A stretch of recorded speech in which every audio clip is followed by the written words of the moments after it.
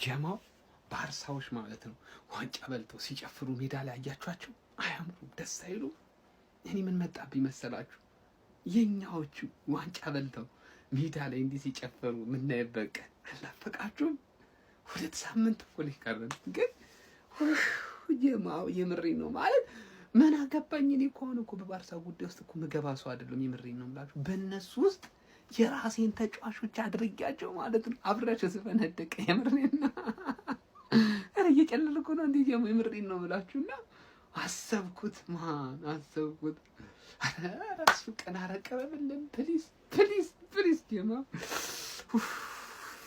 በዛሬው በባርሳና በሪያል ማድሪድ ጨዋታ ላይ አነጋጋሪው የቪኒሲየስ ጁኒየር ተግባር ቪኒሲየስ ጁኒየር እንግዲህ ባርሴሎናዎች ጎል ካስቆጠሩ በኋላ ማለት ነው እየጨፈሩ እያለ ቪኒሲየስ ጁኒየር ወደ ባርሳ ደጋፊዎች እንግዲህ እየዞረ 5 ጣቱንና አንዱን እያሳየ የባርሳ ደጋፊዎችን እንግዲህ ለማብሸቅ እየሞከረ ነበር። 15 ቻምፒየንስ ሊግ እንግዲህ ያለን ክለብ ነን እያለ የባርሳን ደጋፊ እንግዲህ ለማብሸቅ እየሞከረ ነበር። እናንተስ የቪኒሲየስ ጁኒየርን ድርጊት እንዴት አገኛችሁት? እሱም በኮሜንት ይመቻችሁ ባይ ማድሪድ ጨርሷል። ወላሂ ነው የምላችሁ።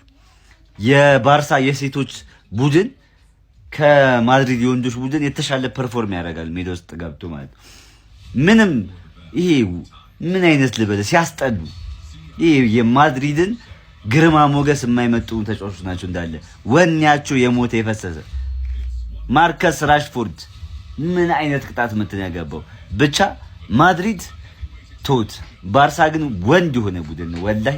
ጩጮቹ በቃ ይሄ አረ ሃንሲ ፍሊክስ ግን ጀግና ነው ወላሂ፣ ሰርቶታል ይሄን ቡድን። ምንም ጥያቄ የሌለው የተጠበቀ ነገር ነው እያየን ያለ ነው። ግን አትሊስት አትዋረዱ ሪያል ማድሪዶች እንዴ። ፈርስት ሃፍ ራሽፎርድ ያን የመሰለ ፍሪ ኪክ ያገባባችኋል እንዴ። ኮርቶ አይደል እንደ በረኛው ምን ማለት ነው? ይሄ ቲም እንደዚህ እኮ እያየ ነው እኮ ወደቀ ወደታች እኮ። ምንድነው እየተፈጠረ ያለው እንዴ? መሸነፉን ተሸነፉ፣ ግን እንዳትዋረዱ እባካችሁ። 45 ደቂቃ ነው የቀረው አሁን ባርሴሎና ማለት ነው ዋንጫውን ለማረጋገጥ ገብቷችኋል። ያረጋግጥ የፈለገው ነገር ይፈጠር፣ ግን እናንተ ላይ አረጋግጦ 5-6 እንዲያገባ አትፍቀዱለት እንዴ። ያማል የለም ራፊና የለም ምን ማለት ነው? እንደዚህ እንዴ ምን የተጣለ ጌም እንዴ?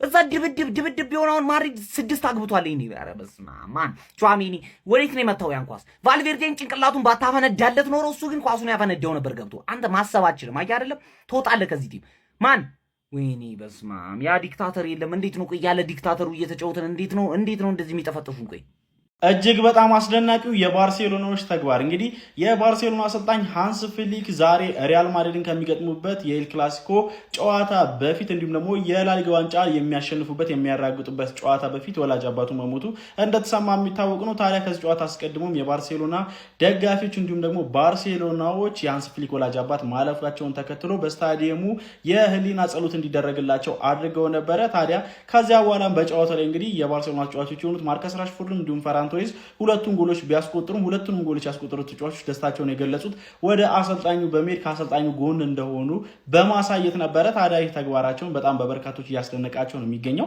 ሃንስ ፍሊክ ምንም እንኳን በጣም በጥልቅ ሀዘን ውስጥ ቢሆንም ነገር ግን ወደ ጀርመን በመሄድ የወላጅ አባቱ ቀብር ላይ አልተገኘም ነበረ። ከዚያ ይልቅ እንግዲህ ሲዝኑን ከባርሴሎና ጋር በመጨረስ አንደኛውን ወደ ጀርመን ለመሄድ እንዳሰበ ነው ሪፖርቶች እየጠቆሙ የሚገኙት ማለት ነው። ለማንኛውም እናንተ ስለ ባርሴሎናዎች ተግባር ምን ትላላችሁ? ሀሳባችሁን አጋሩኝ። የፕላስ ምልክቱ መጫን እንዳትረሱ። ማርከስ ራሽፎርድ ያስቆጠረውን ቅጣት ምት ተመልከቱት። በስመ አብ ለመጨረሻ ጊዜ ኤል ክላሲኮ ላይ ቅጣት ምት ጎል የተመለከትነው 2011 ላይ ነበረ በሊዮኔል ሜሲ 2011 ማለት ኦልሞስት ከ16 ዓመት በፊት ምናምን ማለት ነው። በሊዮኔል ሜሲ 2011 ላይ ቅጣት ምት ጎል ኤል ክላሲኮ ላይ ተመልክተን ነበር። ከዛ በኋላ አላየንም።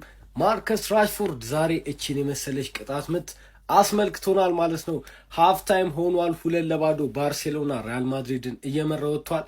ዛሬ ላለመዋረድ ተጫወቱ። ኔክስት ካቢብን ወይ ኢስላም ማካቼቭን እንግዲህ ወይ ጆን ጆንስን እንግዲህ አሰልጣኙ አድርጎ ይቀጥራል ተብሎ ይታሰባል። ሪያል ማድሪድ የእግር ኳስ አሰልጣኝ መቼስ አይቀጥርም፣ ከኤምኤምኤ ነው እንግዲህ አሰልጣኝ የሚቀጥረው። እነ ቹዋሚኒን የመሰሉ የሚገርሙ የኤምኤምኤ እነ ሩዲገርን የመሰሉ የኤምኤምኤ ተፋላሚዎች ይዛችሁ ግን ለምን እግር ኳስ ክለብ እንደተባላችሁ አላቅም። ይመቻችሁ።